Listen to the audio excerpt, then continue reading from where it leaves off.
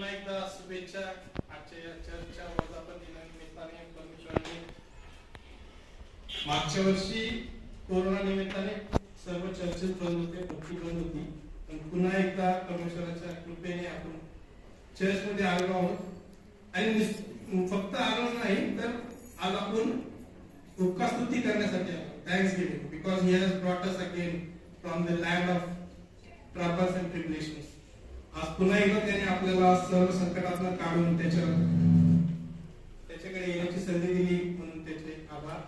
आणि सर्व मंडळीला या वर्धापन दिनानिमित्ताने शुभेच्छा. पालसाहेबांनी संधी दिली म्हणून पालसाहेबांचे आभार आणि मंडळीचे पास्टर कमिटी ते सर्वांचे आभार. कारण की तुम्ही मला या मंडळीचं एक फळ जे मंडळी तिथं मागं होतं थोडं पुढे येऊन आज इथं आले तुमच्या आशीर्वादाने झाले. आणि लास्ट सेमिस्टर लास्ट सेमिस्टर 3 महिन्यानंतर मी ग्रॅज्युएट होईल as a theological student, bachelor of divinity. असेच माझ्यासाठी तुम्ही प्रार्थनेत आठवण ठेवा आणि तुमचे आशीर्वाद माझ्यासोबत असेच राहू द्या. वचनात जाण्यापूर्वी आपण प्रार्थना करूया. स्वर्गीय परमेश्वरा, तू आज आम्हाला पुन्हा एकदा तुझ्या मंदिरामध्ये घेऊन आलास. तुझे जे काही वचन तू आम्हाला सांगणार आहेस आजच्या या चर्चच्या वर्धापन दिनानिमित्ताने आम्ही आगमन सोहळे जवळ आलेला आहे, त्या निमित्ताने जे काही तू आम्हाला सांगू इच्छितोस ते आम्हाला समजते आणि त्याद्वारे आम्ही आमच्या जीवनाची वाटचाल करावी असं तू संपूर्ण भक्ती तुझ्या हातात सोडून देतो. तू आमचा आमचा ताबा घे आणि आमच्या विचारांना तू भरकटून देऊ नकोस तर आमचे विचार पुस्ती येतो. प्रार्थना येशू ख्रिस्ताच्या नावात मागतो म्हणून कळेल.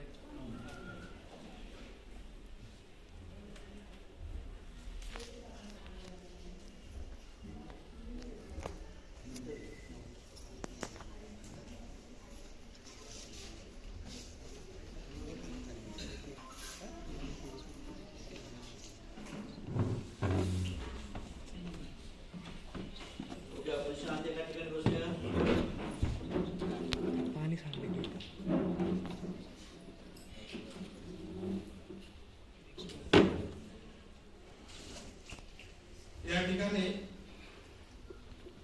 येशू ख्रिस्त एक दाखला देत आहे आणि पाया फाउंडेशन आणि प्रत्येक इमारत बांधण्याच्या पूर्वी त्याचा पाया मजबूत असणे खूप महत्वाचे आहे. आणि आपली ही इमारत, आपले हे चर्च या संकल्पनेतनं, या विचारांनी बांधलेलं आहे की ते ख्रिस्ती विचार आहेत, प्रभू येशू ख्रिस्ताचे विचार आहेत, त्याची संकल्पना आहे, त्याची योजना. आणि या दाखल्यामध्ये इथं 2 व्यक्ती रेखा आपल्याला पाहाव्यास मिळतात की ते देखील घर बांधण्याचा विचार करीत आहेत, घर बांधू इच्छित आहेत. आणि येशू ख्रिस्त त्यांना सांगतो की जर तुम्ही तुमच्या जीवनामध्ये जर घर बांधणार असाल, एखादी इमारत बांधणार असाल तर ती इमारत कशी बांधावी, त्याचा पाया कसा असावा जेणेकरून ती इमारत दीर्घकाळ टिकेल. आणि त्या जो आपला उद्देश असतो की आपण एखादी इमारत बनवू, आपण एखादं घर घेऊ आणि त्याच्यामध्ये चिरकाल राहू. पण होतं काय, कालांतराने माणसाला एक फास्ट फूडची सवय लागलेली आहे आताच्या काळात की झटपट क्विक, आताच पाहिजे, आताच झालं पाहिजे, आताच इन्स्टंट रेडी 2 मिनिट्स मॅगी सारखं प्रकार आता जीवनामध्ये चालू की झटपट. पण बायबल असं सांगतं की ज्या गोष्टींना श्रम करावे लागतात. इथे येशू ख्रिस्त त्यांना दाखल्याद्वारे हे सांगत आहे की खडकावर जर तुम्ही तुमची इमारत बांधली, त्याचा जर पाया मजबूत केला तर ते घर, ती इमारत दीर्घकाळ टिकेल. परंतु जर तुम्ही वाळूवर बांधले तर ती इमारत टिकणार नाही, ती ढासळून जाईल. आणि योहानाचा 7वा अध्याय 37 ते 39 मध्ये आपण पाहतो की खडक कोण आहे. खडक येशू ख्रिस्त आहे. आणि आपण आपल्या जीवनाची इमारत येशू ख्रिस्ताच्या विचाराने, त्याच्या संकल्पनेने, त्याच्या योजनांनी जर बनवली तर ती इमारत दीर्घकाळ टिकू शकेल. परंतु जर आपण शॉर्टकट मार्ग जसं 2 मिनिट्स मॅगीचा जर विचार केला की झटपट मला खायचंय बनवायचंय, तर वाळूची इमारत होऊन जाईल. कारण की खडक जो पाषाण ज्याला म्हणतो त्याच्यावर जर इमारत बनवायची जर झाली तर त्याच्यासाठी कष्ट लागतात. आणि वाळूवर जर इमारत बनवायची म्हटली तर त्याच्यासाठी कष्ट नाहीये. दोन्ही गोष्टींमध्ये इमारत नक्कीच बनते. परंतु ज्यावेळेस परीक्षेचा काळ येतो ती इमारत टिकत नाही. समजा 2 व्यक्ती घर बांधत आहेत. एक जण पाया खोदून मजबूत खडक जोपर्यंत लागत नाही तोपर्यंत पाया खोदत आहे आणि ज्यावेळेस त्याला खडक लागतो त्यावेळेस तो इमारत वरती घेऊन येतो, त्याचा पाया मजबूत करतो. आणि दुसरा व्यक्ती त्याच्याकडे पाहतो आणि म्हणतो की याला पायापर्यंत जाण्यासाठी इतका खर्च झाला, इतका वेळ याचा खर्च झाला आणि त्यानंतर त्याचे इतके पैसे गेले. आपण इतकं करत बसण्यापेक्षा आपण असंच वरच्यावरती बांधू. आणि अशा अनेक घटना घडत असतात. आपल्या पुणे जिल्ह्यातील ताजी घटना आहे माळी लँडस्लाइडची, ती याच्यामुळे झाली की त्याचा जो पाया होता तो मजबूत नव्हता आणि कित्येक घर अख्खं गाव जे डोंगराळ गाव होतं ते जमीनदोस्त झालं आणि बहुमूल्य जीव हे अनंतात विलीन झाले. तसं न होण्यासाठी आपल्याकडे एक पर्याय आहे आणि तो पर्याय काय तर इथं तो सांगतो, यास्तव जो प्रत्येक जण माझी ही वचने ऐकून त्याप्रमाणे वर्णित तो कोणा एका शहाण्या मनुष्यासारखा ठरेल. महत्वाचं इथं काय सांगतोय, ख्रिश्चन धर्म हा इच्छेवरती आहे. परमेश्वर कुठलीच गोष्ट कोणावरती लादत नाही. तो सांगतो, तो विचार मांडतो, तो संकल्पना देतो, परंतु तो लादत नाही. तो कुठलीच गोष्ट लादत नाही. तो अनुवादापासून तो उत्पत्तीपासून एकच गोष्ट सांगतो, ऐका ऐका ऐका. आणि तो 100 वेळा 1000 वेळा सांगण्याचा प्रयत्न करत असतो. अन्य प्रकारे तो सांगण्याचा प्रयत्न करत असतो, परंतु ऐकायचं का नाही हे आपल्यावरती अवलंबून असतं. आणि तो या ठिकाणी या दाखल्याद्वारे सांगत आहे की इमारत कशी बनवायची. आज हे जे आपलं मंदिर आहे, हे जे आपलं चर्च आहे, हे त्या संकल्पनेतनं त्या विचाराने घडलेलं आहे. आता मंदिर घडल्यानंतर आपण आपली स्वतःची जडणघडण या विचारांवरनं जो परमेश्वर सांगत आहे की जो खडक आहे त्या खडकावर आपण आपली रचना केली पाहिजे. मंदिर तयार झाले, आता आपली स्वतःची आपली शारीरिक, मानसिक आणि आध्यात्मिक रचना ही त्या खडकावर झाली पाहिजे. जसं योहानामध्ये 7व्या अध्यायामध्ये म्हटलं की मी खडक आहे, तो या ठिकाणी स्पष्टपणे प्रकट करत नाही की मी खडक आहे. तो फिरवून सांगतोय की मी जीवनी पाणी आहे. आणि जर आपण पाहिलं तर पाणी कुठून मिळतं, जीवनी पाणी कुठून मिळतं, खडकातनं पाणी बाहेर. जे काही विहिरी खोदले जातात, जे काही बोरवेल्स आहेत, ते सर्व खडकातनं पाणी वरती उचलतात.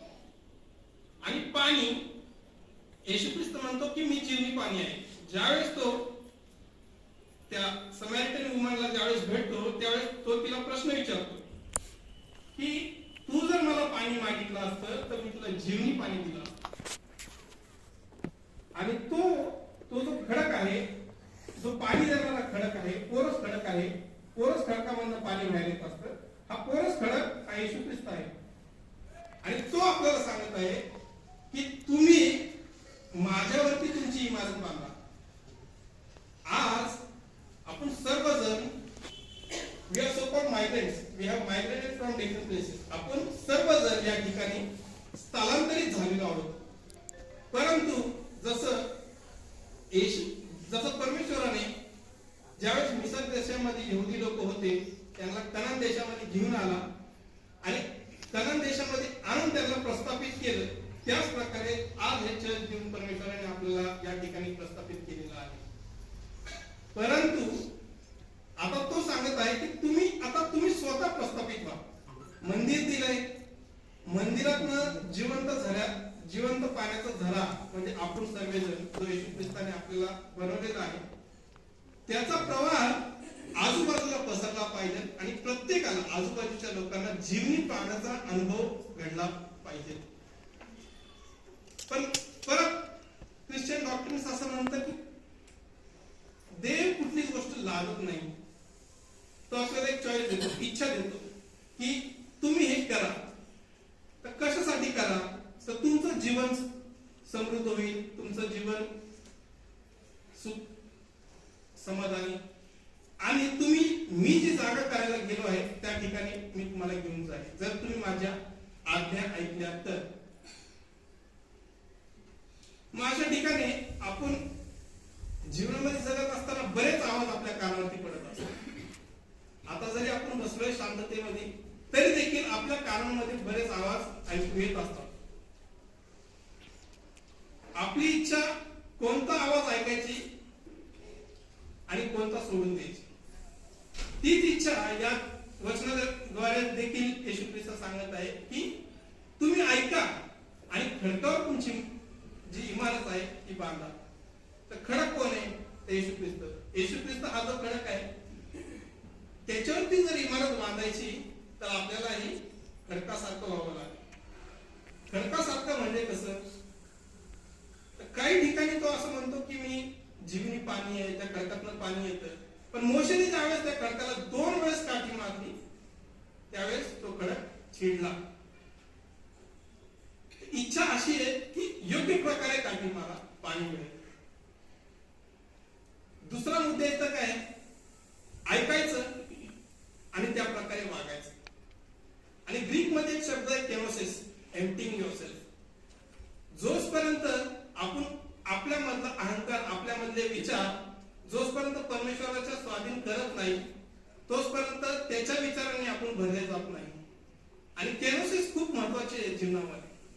कारण की येशू ख्रिस्त देखील त्या केनोसिस कन्सेप्ट मध्येच या भूतलावरती आला. कारण की तो देव आहे तरी देखील त्याने सर्व त्याचं दैवीपण सोडलं आणि या भूतलावरती तो आला. आपण यावेळेस इथं बसलेला असताना ज्यावेळेस आपण मी हा विचार मांडतोय की आता परमेश्वराने हे आपल्याला मंदिर दिलंय, आता आपल्या मंदिराची जडणघडण होऊन या मंदिरातील जीवनी झरा जो आहे तो इतरांपर्यंत पोहोचवण्याचा विचार करूया. तर या ठिकाणी महत्वाचा विषय हा आहे की आपण केनोसिस ही कन्सेप्ट अंगीकारूया, स्वीकारूया. जसं येशू ख्रिस्ताने स्वतःला रिक्त केले आणि मानवी स्वरूप धारण करून या पृथ्वी तलावरती आला त्याच प्रकारे आपण देखील लीन होऊया आणि आपण स्वतःला समर्पण करूया येशू ख्रिस्तावरती की होय परमेश्वरा, मी माझं अंतःकरण तुझ्या पुढे सादर करीत आहे. माझ्या अंतःकरणावरती तू तुझी इमारत बांध, माझ्या अंतःकरणावरती तू तुझी मंडळी स्थापन कर. आणि असं होत असताना परीक्षा महत्वाची आहे. प्रत्येकाच्या जीवनामध्ये परीक्षेचा काळ असतोच आणि तोच या ठिकाणी देखील दर्शवलेला आहे की घर तर तयार झाले, वाळूवरचं घर तयार झालं, खडकावरचं घर तयार झालं, पण कळणार कसं की कोणतं घर योग्य आहे? की हे जे वचन येशू ख्रिस्त जे सांगतोय की खडकावर घर बांधा, हे खरं आहे खोटं आहे कसं कळणार? जोपर्यंत परीक्षा होत नाही तोपर्यंत आपल्याला समजत नाही की सत्य काय असत्य काय. आणि या ठिकाणी जी परीक्षा म्हटलेली आहे की पूर आला, पाऊस पडला, वाराही सुटला, त्या घरास लागला तर ते पडले नाही, खडकावरचं घर पडलं नाही. आणि ज्यावेळेस आपण म्हणतो की येशू ख्रिस्ताला की मी माझं समर्पण तुझ्याकडे करीत आहे, माझ्या अंतःकरणामध्ये तू तुझी मंडळी उभा, असं म्हटल्यानंतर लगेच वारा येतो म्हणजे विचार येतात अन्य लोकांचे, अरे फालतू माणूस आहे, काही बोलतो. कारण की ज्यावेळेस ट्रॅक चेंज करतो, विचार ज्यावेळेस बदलतात तेव्हा विरोधक वाढतात आणि मग ज्यावेळेस विरोधक वाढतात तेव्हा खच्चीकरण होतं आणि खच्चीकरण ज्यावेळेस होतं त्यावेळेस माणूस खिन्न होतो आणि परमेश्वराच्या ज्या मार्गावरती त्याला जायचं असतं, जो मार्ग त्यांनी स्वीकारला असतो किंवा ज्या मार्गाचा विचार करत असतो की होय असं सांगितलं तर मी असं या मार्गावरती जाईल, पण खच्चीकरण झाल्यानंतर हे जे वादळ उठतात, या ठिकाणी हे नैसर्गिक वादळ सांगितलेले, पण माणसाच्या जीवनामध्ये नैसर्गिक वादळांचा परिणाम कमी, परंतु मानव निर्मित जे वादळ निर्माण झालेले असतात, मित्रमंडळी म्हणा, परिवार, नातेवाईक, आप्तेष्ट, ते जे निर्माण करतात वादळ, त्या वादळामध्ये वादात अडकलेला माणूस होऊन जातो. त्याला सुचत नाही की बाहेर जाण्याचा रस्ता कोणता आहे, तो फिरत बसतो त्या वादळामध्ये. आणि तसं न होता, तसं जर होऊ द्यायचं नसेल तर काय, येशू ख्रिस्त म्हणतो की तुम्ही माझ्या वचनांवरती खंबीरपणे विश्वास ठेवा आणि माझ्याकडे पहा. जरी अशा वादळांमध्ये जरी तुम्ही अडकला, पण तुम्ही जर तुमचं अंतःकरण माझ्या पुढे सादर केलेलं असेल आणि तुम्ही जर मला संपूर्णपणे स्वाधीन झाला असाल, तर या वादळांचा तुम्हाला काहीच फरक पडणार नाही. परंतु जे वाळूवरती, ज्या मनुष्याचं वाळूवरची कन्सेप्ट त्या हिशोबाने जर तो पुढे चाललेला असेल, तो फक्त लवकरात लवकर काहीतरी करायचंय, मला योजना परमेश्वराची नको, मला परमेश्वराच्या पुढे जायचंय. परमेश्वराने फक्त एक गाईडलाईन दिलेली असते की हे कर, हे असं कर, हे आहे, हे कर, ते कर, ते कर. परंतु मनुष्य असं म्हणतो किरकोळ गोष्ट, एकच तर मंडळी स्थापन करायची, 4-10 लोकांना तर संदेश द्यायचा, काय परमेश्वर सांगतो काय मोठी गोष्ट नाही, मी असा जातो असा संदेश, असं नाही. परमेश्वराच्या पुढे धावू नका, परमेश्वराच्या पुढे धावू नका. परमेश्वराच्या योजनेनुसार आपण धावूया आणि परमेश्वराच्या योजनेनुसारच पुढे जाऊया. कारण की वाळूवरती जे घर बांधलेलं असतं त्याला कष्ट कमी आहे, पण पडण्याचा धोका 100% आहे. परंतु जे घर खडकावर बांधलेलं आहे त्याला नक्कीच कष्ट भरपूर आहे, परिश्रम भरपूर आहे, वेळ भरपूर लागतो. त्या वेळेमध्ये कधी कधी निराशा येते, अपयश येतं आणि असं मनामध्ये येतं की सोडून द्यावं हे सगळं. परंतु तसं सोडून न देता हे मानवनिर्मित जे वादळ आपल्या जीवनामध्ये येत असतात ते परमेश्वराच्या स्वाधीन करून, त्या वादळांमध्ये देखील परमेश्वराच्या आपण आपल्या स्वतःला स्वाधीन करून, हे जे चर्च आपल्याला परमेश्वराने दिले आणि या चर्च ची जी घडण रचना जी झालेली आहे ती आता आणखीन चर्चेस, आणखीन आत्मे आणि आणखीन परमेश्वराचं काम वाळूवरती न करता खडकावरती आपण तयार करू. आपण इन्स्टंट वाढवायचा प्रयत्न नको करू, पण आपण परमेश्वराच्या स्वाधीन होऊन परमेश्वराच्या विचारांनी, कारण की मिलेनियम बायबलमध्ये सांगते, मिलेनियम 1 वर्ष एका दिवसासारखं आहे, एका क्षणासारखं आहे आणि 1 क्षण 1000 वर्षांसारखे आहे. मिलेनियम कन्सेप्ट आपल्याला आपले हे वॉच, आपले जे टाइम दिसेल याचे आणि दैवी याच्यामध्ये खूप अंतर आहे, हजारोचं अंतर आहे. आपण त्या आपल्या पेसने चालू, परमेश्वर त्याच्या पेसने चालेल, जेणेकरून आपण जी परमेश्वराने दिलेली योजना आहे ती कोलमडू नये, ती ढासळू नये. आणि आपण आता आगामी काळात शेवटच्या सप्ताहामध्ये आलेलो आहोत आणि ख्रिस्त जन्म घेणार आहे 25 डिसेंबरला, ज्याने 2000 वर्षापूर्वी जन्म घेतलेला आहे, पण तो सण आपण साजरा करतो.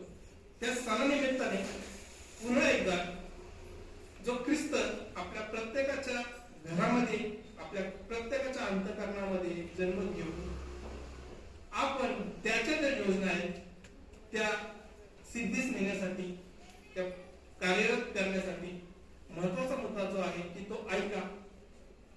ऐका ही जी कन्सेप्ट आहे, हिअर ओ इस्रायल, यहुद्यांपासून त्यांच्या आजपर्यंत त्यांच्या घरामध्ये जर एखादं मूल जन्माला आलं तर त्याला पहिली गोष्ट काय शिकवतात, तर यावे परमेश्वराचं नाव आणि परमेश्वराचं वचन, तोरा त्याला सांगतात, तोरा परमेश्वराचं वचन त्याला सांगतात की हे तोरा तू ऐक, तोरा तू ऐक. आणि त्यांच्या ही जी पट्टी असते आपली दारातून बाहेर जातो गेट, त्याच्यावरती तोरा लावलेला असतो, लिसन हिअर ओ इस्रायल.